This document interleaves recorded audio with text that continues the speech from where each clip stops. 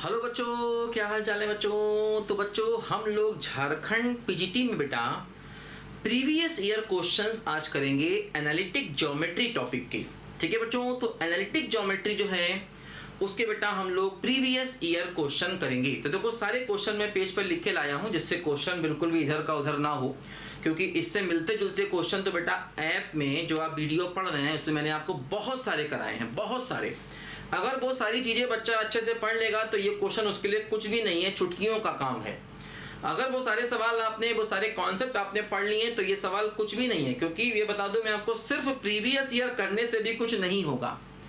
ठीक है ना, क्योंकि प्रीवियस ईयर क्वेश्चन बहुत ज़्यादा एक तो मिलते भी नहीं है, तो प्रीवियस ईयर खाली करने से कुछ नहीं होगा, क्योंकि हमें बेटा यहाँ पर ध्यान देना होगा कि कॉन्सेप्ट को समझना होगा। तो ऐप में जाकर के सारे कॉन्सेप्ट को समझिए, और ये क्वेश्चन बच्चों ने कर भी लिए होंगे, मुझे पूरा उम्मीद है। जो बच्चे लगातार पढ़ रहे हैं वो सारे क्वेश्चन ये कर चुके होंगे। फिर भी देखो मैं करा देता हूँ, देखो ध्यान दो। इसमें सबसे पहले देखो बच्चों क्वेश्चन यहाँ पर आता है। क्वेश्चन देखो बच्चों इस तरीके से है, एक इक्वेशन यहाँ पर दी गई है x² + 19n - 8x - y = 0, और इसका हमको फोकस चाहिए, है ना। ऑब्जेक्टिव क्वेश्चन है, क्वेश्चन ये है। बाकी ऑब्जेक्टिव क्वेश्चन में आप जानते हैं 4 ऑप्शन तो लिखे ही होंगे भाई। अब जो सही आंसर होगा वो एक ही होगा। तो भाई क्वेश्चन मेन होता है, मैं 4 ऑप्शन यहाँ पर अच्छी राइटिंग में लिख दूँ, उससे कोई फर्क नहीं पड़ने वाला। तो क्वेश्चन तो एक ही होता है, इसका फोकस चाहिए, बात खत्म हो गई। देखो ध्यान दो बच्चों, अब पहली बात तो यहाँ पर ये समझो, हमको ये नहीं पता ये आखिर है क्या। पैराबोला है, इलिप्स है, हाइपरबोला है, क्या। वैसे तुमको तरीका मैंने बताया था पहचानने का। एक का स्क्वायर है, एक का नहीं है, तो समझ लो पैराबोला है। ये एक्स का स्क्वायर है, वाई का नहीं, समझ लो पैराबोला है। अब देखो बेटा तुमको मैंने बताया था कि इसमें पहले हमको एक्स में बनाना होगा परफेक्ट स्क्वायर, क्योंकि एक्स का स्क्वायर है यहाँ पर। तो अब मुझे क्या करना होगा बच्चों, एक्स में परफेक्ट स्क्वायर बनाना होगा। तो कैसे बनाते हैं, x² और 8x को एक साथ रखते हैं, और इसके अलावा देखो 19 - y को थोड़ा इसको दूर लिखा। अब मैंने बताया था बच्चों कि x में परफेक्ट स्क्वायर बनाने का तरीका क्या होता है कि x के कोफिशिएंट का हाफ और उसका होल स्क्वायर। ये सब बातें मैं पढ़ा चुका हूं, और एक बार नहीं कई बार बेटा मैंने बताया है आपको। ये कोई भी चीज बेटा आपके लिए नई नहीं है। जो बच्चे, कोई भी चीज आपके लिए नई बिल्कुल नहीं है। जो बच्चे लगातार ऐप में पढ़ रहे हैं, लगातार सवाल बच्चों कर रहे हैं, वो ये सब सवाल फटाफट चुटकियों में निकाल चुके होंगे। मैं आपको रिमाइंड करा रहा हूं कि देखो कैसे सवाल निकलते हैं, है ना। एनालिटिक ज्योमेट्री के सारे सवाल मैं आपको कराऊंगा, टेंशन नहीं पालना, ठीक है। तो देखो ये मैंने क्या बताया था कि ये परफेक्ट स्क्वायर कैसे बनाते हैं। x का कोफिशिएंट कितना है, -8, तो -8 का आधा और उसका होल स्क्वायर, तो ये 16 आएगा। तो 16 प्लस करना होगा और 16 माइनस करना होगा, ध्यान दो, समझो। तो इससे देखो क्या होगा, ये 3 टर्म जो हैं ये x - 4 का होल स्क्वायर बना देंगे, और ये क्या बचेगा, ये बचेगा देखो यहाँ पर प्लस का 3 - y = 0। तो देखो यहां से ये हमारा बच्चों बन जाएगा x - 4 का होल स्क्वायर = y - 3। अब देखो हमें कंपेयर करना होता है कि आखिर ये किस इक्वेशन के जैसा है। तो मैंने बताया था कि x - अल्फा का होल स्क्वायर = 4a, और y - बीटा से ये इसके जैसा पैराबोला है, इससे इसको कंपेयर कर दो। तो जब हम इसको कंपेयर करेंगे, देखो यहाँ पर बाहर कितना है 1, तो 4a की वैल्यू 1 हो गई, तो a क्या हो गया 1/4 हो गया, और अल्फा बीटा इसका वर्टेक्स हो जाएगा। तो यहाँ पर अल्फा की देखो वैल्यू कितनी है 4 है, तो इसका वर्टेक्स क्या हो गया अल्फा बीटा, यानी कि 4,3 इसका वर्टेक्स हो गया, ठीक है। तो क्या होगा देखो, ये पैराबोला कैसा होता है, ओपनिंग अप टाइप का पैराबोला होता है। तो ये ओपनिंग अप पैराबोला देखो यहाँ पर हो गया। तो 4,3 बच्चों इसका वर्टेक्स आ गया, इसका वर्टेक्स ऐसे हो गया, ये पैराबोला ऐसे करके होगा, समझो बात को ध्यान से। तो ये वर्टेक्स हो गया इसका 4,3, तो ये डिस्टेंस इसका 4 हो गया, और ये ओरिजिन है, और ये डिस्टेंस इसका 3 हो गया। फोकस जो होता है वो a डिस्टेंस पर होता है, ठीक है ना। तो देखो ये इसकी एक्सिस हो गई, एक्सिस, तो फोकस यहाँ कहीं होगा इसका a, यानी कि 1/4 डिस्टेंस पर इसका फोकस होगा, ठीक है। तो फोकस का कोऑर्डिनेट सोचिए क्या हो गया, फोकस का कोऑर्डिनेट हो गया x की वैल्यू 4 हो गई, और देखो ये y की वैल्यू 3 + 1/4, तो 3 + 1/4 है ना, तो ये हो गया 4,3 पॉइंट है ना। यहां पर जो देखो आपको आंसर लिखा था वो ऐसे करके पॉइंट्स में लिखा था, तो 3.25 ऐसे करके देखो ये ऑप्शन में आंसर था और यही हमारा सही आंसर है इसके फोकस का, क्योंकि इन्होंने ऑप्शन जो दिया था पॉइंट्स में ऐसे करके यहां पर दिया था। तो ये बच्चों हम लोगों ने अपने सवाल को बड़ी आसानी से कर लिया। ऐसे और भी सवाल बनते हैं, एलिप्स के भी, हाइपरबोला के भी, पैराबोला के भी, ये सब मैंने आपको खूब कराए हुए हैं, है ना। और अलग से कोई सवाल नहीं आएगा, ध्यान रखना, जो आपके लेक्चर में क्वेश्चन मैंने बताए हुए हैं उन्हीं में से आएगा, अलग से कुछ भी नहीं आएगा, ध्यान देना। तो जो लेक्चर आप पढ़ रहे हैं उनके सारे सवालों को करिए, तो ये सब सारे आपके आसानी से बनेंगे, ठीक है। तो सबसे पहले लेक्चर को बेटा पढ़ते रहिए और लेक्चर में जो क्वेश्चन कराए जा रहे हैं उनको करते रहिए, वो सबसे ज्यादा सफिशिएंट क्वेश्चन है, इसके अलावा बाहर हर से कुछ नहीं आएगा, ध्यान रखना ज्यादा। अच्छा देखो आगे करते हैं बच्चों, और एक दो अच्छे क्वेश्चन देखो, यहाँ जितने भी क्वेश्चन है सारे हम लोग करने की कोशिश करेंगे आज। मान लीजिए को एक ऐसे करके क्वेश्चन दिया गया है, y = mx + 5 एक लाइन है और ये कहा गया है कि ये टेंजेंट है। किसकी टेंजेंट है? देखो ये 4x² / 9 + y² / 16 = 1। देखो ये एक एलिप्स है, ये एलिप्स की टेंजेंट है, तो हमसे इन्होंने पूछा है आखिर m की वैल्यू क्या होगी। ये एलिप्स की टेंजेंट है तो हमसे पूछा है आखिर m की वैल्यू क्या होगी। अब देखो ये सवाल कितने आपने किए हैं। कोई लाइन अगर किसी कोनिक की टेंजेंट होती है तो मैंने बताया था सवाल को करने के दो तरीके होते हैं। एक तरीका देखो ये होता है कि जैसे ये y की वैल्यू है mx + 5, ये वैल्यू इसमें रख दो, और जब ये वैल्यू आप इसमें रखोगे तो इससे क्या होगा, हमें x में एक क्वाड्रेटिक इक्वेशन मिल जाएगी। बात समझे? बोलो भाई, ये y की वैल्यू यहां रख दो। जब y की वैल्यू यहां रख दोगे तो इससे क्या होगा बच्चों, हमें x में क्वाड्रेटिक इक्वेशन मिल जाएगी। अब अगर ये टेंजेंट है तो इसके रूट्स बराबर होंगे।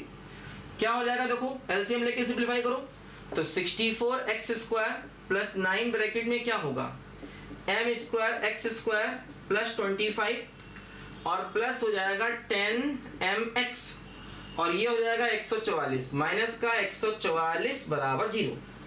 ठीक है। अब देखो यहाँ पर x² कॉमन लेंगे तो हो जाएगा 64 + 9m² और देखो x यहाँ पर आएगा तो x के साथ में क्या आएगा 90mx और क्या आएगा ये 25 × 9 225 आएगा और 225 और माइनस 144 = 0। ऐसे करके देखो यहाँ पर ये आएगा। बात समझ गए बच्चों?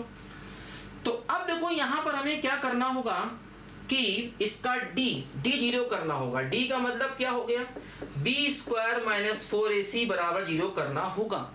और a क्या है, a देखो ये है 64 + 9m² और b क्या है, b है देखो x का कोफिशिएंट 9m और c क्या है, ये है 225 - 144, जो भी रिजल्ट है। ठीक है ना। एलसीएम लेके सिंपलीफाई करना हमको, ठीक बात है। एलसीएम लेके बच्चों यहाँ पर हमको सिंपलीफाई करना होगा। बात समझ गए? x² कॉमन ले लिया 64 + 9m² और यहाँ पर क्या हुआ 90mx और प्लस हो जाएगा 225 और माइनस 144। अच्छा देखो अब यहाँ पर एक शॉर्टकट मैंने बताया था कि जब भी कोई लाइन y = mx + c इस प्रकार के एलिप्स को टच करती है, ठीक है, तो कंडीशन होती है c² = a² m² + b²। ये इसका एक शॉर्टकट तरीका मैंने बताया था। अगर ये फार्मूला याद रखोगे तो फटाक से क्वेश्चन निकल आएगा। ये थोड़ा फिर भी लेंथी प्रोसेस है, इसमें क्या होगा थोड़ा फिर भी हमको थोड़ा सा कैलकुलेशन करना होगा, लेकिन ये प्रोसेस देखो बेटा बहुत शॉर्ट में है। अगर ये एलिप्स है और ये लाइन इसकी टेंजेंट है तो डायरेक्ट इसको हम लगाएंगे। देखो इससे इसको अगर हम कंपेयर करें तो क्या हुआ, देखो इसको मैं x² / 9/4 लिख सकता हूं, समझो। तो a² कितना हो गया, a² हो गया है 9/4 और b² कितना हो गया, b² हो गया है 16 और m की देखो वैल्यू यहाँ पर m ही है और c कितना हो गया 5, तो c² को लगाओ 25 = a² का मतलब 9/4 और इंटू m², m की वैल्यू m ही है और प्लस बी स्क्वायर कितना हो गया 16, तो ये हो गया 9 बराबर 9/4 एम स्क्वायर, 9 से 9 कटेगा तो एम स्क्वायर बराबर 4 होगा, तो एम की वैल्यू क्या होगी बोलो ±2 होगी। ये देखो बहुत आसानी से आंसर आ गया और यही आंसर यहाँ से भी आएगा, लेकिन थोड़ा प्रोसेस लेंदी है। अगर बाई चांस आप ये फार्मूला भूल जाएं तो फिर ऐसे कर लेंगे, और ये भी कोई इतना लेंदी नहीं है कि बच्चे ना कर पाए, थोड़ी सी कैलकुलेशन है, करेंगे तो आराम से हो जाएगा। बात समझ गए बच्चों? तो जब भी कोई टेंजेंट का क्वेश्चन आएगा तो हमेशा हमको ऐसे ही करना पड़ेगा, समझ लो बच्चों ध्यान से अच्छे से, ठीक बात है। लिखो बच्चों जल्दी से, इसको जल्दी से लिख लो फटाफट इसको। देखो इसके बाद देखो, ठीक है, तो y की वैल्यू रखेंगे, क्वाड्रेटिक तैयार करेंगे, क्वाड्रेटिक x या y में किसी में तैयार कर सकते हैं, ये सब आप बता चुका हूं, इस सब मैं बता चुका हूं आपको, ये सारी चीजें आपने पढ़ी हुई हैं, इसमें कुछ भी नया नहीं है, इसमें ऐसी कोई भी चीज नहीं है जो आपके लिए बच्चों बिल्कुल भी नई हो। लिखो जरा ध्यान से बच्चों इसको, ठीक बात है। तो काफी इंपॉर्टेंट चीजें हैं बच्चों, सब हमें करनी पड़ेंगी। देखो ध्यान दो, एक और क्वेश्चन देखो यहां पर दिया गया है, और ये जो क्वेश्चन दिया गया है अगला, इस क्वेश्चन की खास बात ये है, ठीक है, यहां पर देखो मान लीजिए हमें ऐसे करके बच्चों एक एलिप्स दिया गया, x² / 16 y² / 49 बराबर 1, और इस एलिप्स का हमको लेटेस्ट रेक्टम चाहिए है। तो यहां पर a² कितना हो गया 16 और b² कितना हो गया 49, और यहां पर b a से बड़ा हो गया, ध्यान दीजिए b a से बड़ा हो गया। जब b a से बड़ा होता है तो लेटेस्ट रेक्टम बच्चों होता है 2a² / b। जब b a से बड़ा होता है तो ये लेटेस्ट रेक्टम होता है, तो 2a² 16 और b कितना हो गया 7, तो 32/7 बच्चों यहां पर इसका आंसर होगा। इसका आंसर कितना होगा यहां पर 32/7 होगा। लेकिन ध्यान देना, जो क्वेश्चन पेपर में आंसर दिया था वो इसके अकॉर्डिंग दिया था, 2b² / a, तो b² कितना हो गया 49 और a कितना हो गया 8, तो 49/4 आंसर दिया गया था पेपर में, है ना। 49, a की वैल्यू कितनी हो गई, a की वैल्यू हो गई 4, a की वैल्यू हो गई है 4, तो 49/2 आंसर दिया गया था पेपर में, जो सही नहीं है, बल्कि पेपर में ये आंसर दिया ही नहीं गया था, क्योंकि b a से बड़ा हो गया ना, तो लेटेस्ट रेक्टम होता है 2a² / b, और इन्होंने 2b² / a से निकाल दिया। ये तब होता है जब a b से बड़ा हो, लेकिन ये इन्होंने आंसर दिया और ये पेपर में आंसर ही नहीं दिया, ठीक है ना। तो ये इसका सही आंसर जो नहीं दिया गया था। तो ऐसी गलतियां कई बार हो जाती हैं और बड़े बड़े पेपर में हो जाती हैं, है ना, ये तो खैर छोटी बात है। तो ये मत समझना, गलती हो सकती है किसी में भी पेपर में, एग्जाम में, तो खैर समझ जाना कि अगर ये आंसर ना मिले समझ जाना इसने इस मेथड से निकाला होगा, या तो एक नन ऑफ दीज होता, वो नहीं था, ठीक है ना, तो समझ जाना बात को। अच्छा, अब देखो यहां पर बच्चों एक और क्वेश्चन देखो दिया गया था, कोनिक सेक्शन के सारे क्वेश्चन थे, बाई चांस उसमें 3D का कोई सवाल नहीं था, लेकिन 3D ऐसा नहीं कि पढ़ना बेकार है, 3D में स्फीयर है, कोन है, सिलेंडर है, सब आप पढ़ रहे हो, सब आपने पढ़ा हुआ है। 3D का भी सवाल आएगा, आ सकता है, क्योंकि एक ही पेपर मत देख लेना कहीं गलती से। तुम ये सोचो एक ही पेपर देख लिया और एग्जाम में सिलेक्शन हो जाएगा, तो ये भूल नहीं कर देना, इस बार पेपर चेंज होके आएगा कुछ, ठीक है ना। तो ये मत समझना कि जो इसके सवाल है वो तो हमने कर ही लिए, हीरो बन गए, ऐसा नहीं है। पेपर में जितना कोर्स का सिलेबस है सब हमको पढ़ के जाना होगा, समझ लो बात। एक पेपर को करने से अगला पेपर थोड़ी हो जाएगा भाई, फिर नया सवाल आ सकता है, 3D के सवाल आ सकते हैं, देखो ध्यान दो। जैसे ऐसे करके क्वेश्चन था, x² + y² - 6x और +6y + 2 = 0। तो इसने कहा कि ये क्या रिप्रेजेंट करता है, इसने कहा ये क्या रिप्रेजेंट करता है, मतलब सर्कल, पैराबोला, एलिप्स, हाइपरबोला, क्या। तो देख के समझ में आ रहा है ये सर्कल है, x² y² कोएफिशिएंट से सर्कल है।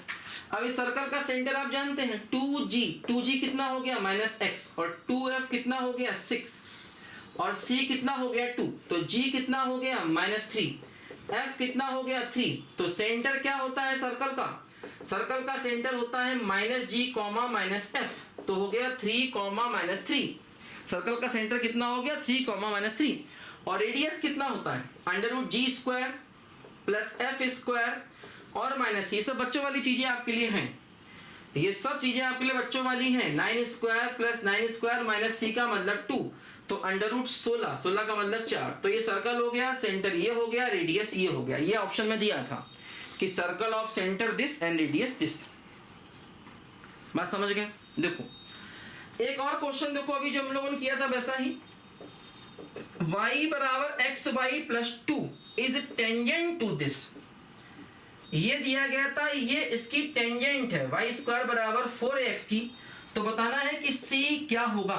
अगर ये इसकी टेंजेंट है तो c क्या होगा। फिर देखो वैसा ही सवाल, आप y की वैल्यू यहां डाल दो, क्वाड्रेटिक बन जाएगा, क्वाड्रेटिक का d 0 कर दो, सवाल का आंसर हो जाएगा टेंजेंट के केस में। लेकिन मैंने बताया था कि आप यहां पर डायरेक्ट फार्मूला भी लगा सकते हैं, पैराबोला का केस है ना, तो c बराबर a बाई एम, यहां पर डायरेक्ट फार्मूला भी लगेगा। c देखो c हो गया, और a की वैल्यू a हो गई, और m कितना हो गया, m हो गया यहां पर 1/2, तो c की वैल्यू 2a हो गई। तो सवाल को करने के बच्चों दो तरीके हैं, एक तो y की वैल्यू यहां रख के क्वाड्रेटिक बना लो, क्योंकि अगर ये पैराबोला स्टैंडर्ड नहीं होता तो ये रिजल्ट नहीं लगता। ये रिजल्ट कब लगता है, ये रिजल्ट तब लगता है जब y बराबर mx plus c is tangent to y square बराबर 4ax, है ना। ये रिजल्ट तब काम आएगा जब ये लाइन इसकी टेंजेंट हो जाए, और यहां पर ये जो लाइन है ये इसकी टेंजेंट है।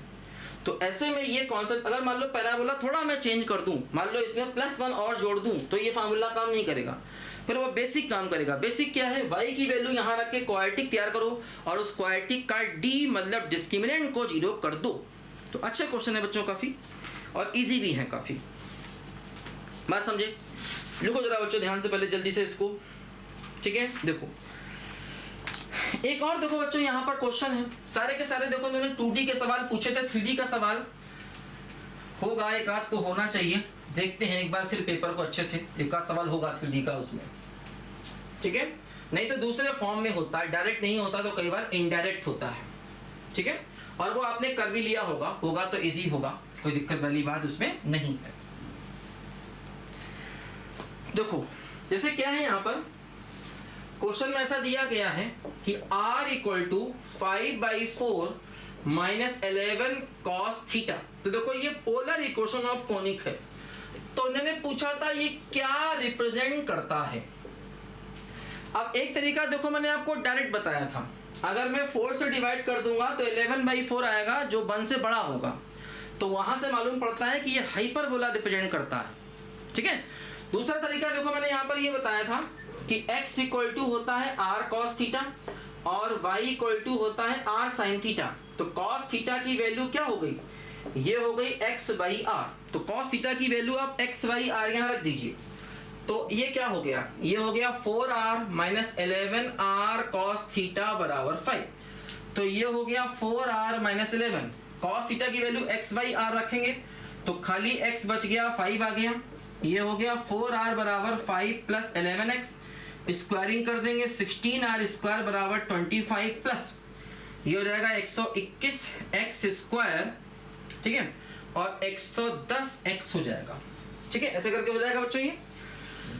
अच्छा आर स्क्वायर क्या होता है, आर स्क्वायर होता है x square plus y square. तो यहां पर देखो इसकी वैल्यू रख दोगे, x square plus y square बराबर 25 प्लस 121 एक्स स्क्वायर और प्लस हो जाएगा 110x। देखो ये क्या हो गया, यहां पर देखो क्या हो जाएगा, इसको सिंप्लीफाई कर लोगे। जब इसको सिंप्लीफाई कर लोगे बच्चों, यहां पर देखो तो ये 16x स्क्वायर और 121x स्क्वायर जब लोगे तो क्या होगा बच्चों, यहां पर ये हो जाएगा, ठीक है। देखो x स्क्वायर का कोफिशिएंट कुछ नेगेटिव में आएगा, ठीक है, और y स्क्वायर का कोफिशिएंट देखो पॉजिटिव में आएगा, बाकी सब देखो माइनस 110x और माइनस 25 बराबर 0, ठीक है। एक्स स्क्वायर का कोफिशिएंट नेगेटिव में आएगा, वाई स्क्वायर पॉजिटिव में आएगा, तो यहां से ही मालूम पड़ रहा है कि ये हाइपरबोला है, क्योंकि अगर दोनों का स्क्वायर है और एक का कोफिशिएंट नेगेटिव में एक में पॉजिटिव में है तो वो हाइपरबोला होता है। अगर दोनों ही कोफिशिएंट पॉजिटिव में होते हैं तो एलिप्स होता है। ये सब बातें आप जानते हैं, आपके लिए बच्चों के खेल नहीं है सब, ठीक है। इस सब में कोई दम नहीं रह गया है, सब आपके लिए आसान चीजें हैं, है ना, ये सब आप आसानी से कर लेंगे। तो ये क्वेश्चन हो गया, ये हो गया, ये हो गया, ये हो गया, ठीक है। तो ये देखो 2D के जो क्वेश्चन थे वो सारे यहाँ पर आप लोगों ने आसानी से कर लिए, और भी आप लोग कर लेंगे, कोई टेंशन वाली बात नहीं है। आगे और भी मैं आपको PYQ जितने भी अलग अलग टॉपिक हम लोगों ने पढ़ लिए हैं वो करा दूंगा। अभी तक मैं वेट कर रहा था क्योंकि बच्चे नए नए एडमिशन ले रहे थे, मैंने कहा अगर मैं उनको अगर PY कराऊंगा तो नए बच्चे समझ नहीं पाएंगे। अब काफ़ी बच्चों ने एनालिटिक ज्योमेट्री कवर कर लिया है। तो सबसे पहले बेटा आप अपना कैलकुलस और एनालिटिक ज्योमेट्री को बेटा कवर कर लीजिए, ठीक है। फटाफट जाकर के पहले कैलकुलस और एनालिटिक ज्योमेट्री को पहले कवर कर लीजिए, उसके बाद बाकी चीजें आप कुछ भी कवर कर सकते हैं, कोई टेंशन वाली बात नहीं है। अब जितने भी टॉपिक हम लोग पढ़ रहे हैं, जैसे वेक्टर है उसके भी क्वेश्चन मैं करा दूंगा, PYQ कॉम्प्लेक्स से करा दूंगा, कैलकुलस के जो बच्चे हैं वो भी करा दूंगा, सारे आसान है। पहले तो मैं बच्चों के लिए छोड़ता हूँ, अब जो पढ़ने वाले बच्चे सबने ये सवाल आसानी से निकाल डाले होंगे। जिसने भी मेरे लेक्चर पढ़ लिए हैं वो ये सवाल उसने आसानी से सारे के सारे कर डाले होंगे, उसे कोई तकलीफ नहीं हुई होगी, ठीक है ना। फिर भी मैं आपके सेटिस्फेक्शन के लिए बेटा ये करा देता हूँ जिससे आपको कोई दिक्कत ना लगे, ठीक है बच्चों। चलिए बेटा मिलते हैं अगली क्लास में, बाय बाय बेटा।